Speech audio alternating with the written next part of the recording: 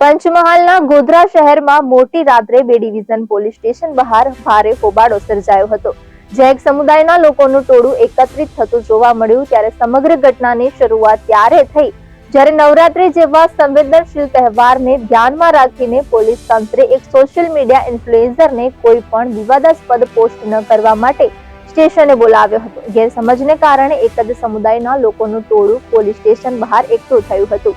આ ટોળાએ ભારે હોબાળો મચાવ્યો અને ચોકી નંબર 4 પાસે તોડફોડ પણ કરી હતી. પરિસ્થિતિ તંગ બનતા પોલીસે ટોળાને વિખેરવા માટે લાઠીચાર્જ કરવો પડ્યો. સ્થિતિ વધુ ન વણસે તે માટે રેન્જ આઈજી અને જિલ્લા પોલીસ વડા સહિત મોટી સંખ્યામાં પોલીસ કાફલો ઘટના સ્થળે પહોંચ્યો હતો. આજે બી ડિવિઝનમાં એક વ્યક્તિ છે જે વારંવાર સોશિયલ મીડિયામાં અમુક પ્રકારની પોસ્ટ વાયરલ કરતા હોય છે. તો આ નવરાત્રિના તહેવાર દરમિયાન કોઈ કાયદો અને વ્યવસ્થાની પરિસ્થિતિને અનુરૂપ કોઈ એવો વિડીયો એમના દ્વારા વાયરલ કરવામાં ન આવે એ બાબત એને સમજાવવા માટે અહીંયા બોલાવવામાં આવેલી હતી. એમાં એક ગેરસમજણ એવી થઈ કે ભાઈ પોલીસે એને એક ધાર્મિક પોસ્ટર લગાવ્યું છે એટલા માટે એને ધમકી મારી છે, પણ હાલમાં એવું કંઈ હતું નહીં. પણ એને જે લોકોને એવું લાગ્યું એના કારણે લોકો અહીંયા આવી ગયા અને લોકો ઉશ્કેરટમાં આવતા પોલીસે લાઠીચાર્જ કરી અને બધા લોકોને ભગાડી દીધા છે.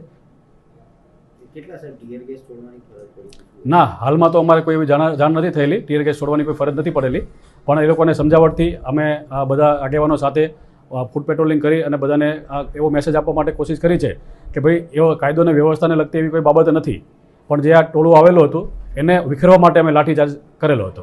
કેટલા પોલીસ કર્મીઓને ઈજા થઈ? એવું કોઈ સામાન્ય ઈજા કદાચ કોઈને ભાગદોડમાં એકબીજાની સાથે ટકરાવવાથી થયું હોય, બાકી એવી કોઈ ગંભીર ઈજા કે સામાન્ય ઈજા પણ અમારા પોલીસવાળાને થયેલી નથી. હાલ પરિસ્થિતિ શાંત છે. અમે એમના ધાર્મિક આગેવાનોને બોલાવેલા છે. એની સાથે અમારી બધાને શાંત રહેવા માટેની અપીલ એમને કરેલી છે. પથ્થરમારોમાં તો એ લોકો જે પાછળથી જે મારી ગાડી ગઈ હતી વજ્ર ગાડી, એમાં પથ્થરમારો થયેલો. તાત્કાલિક પોલીસે ત્યાં પહોંચી અને પરિસ્થિતિને કાબૂમાં લઈ લીધેલી.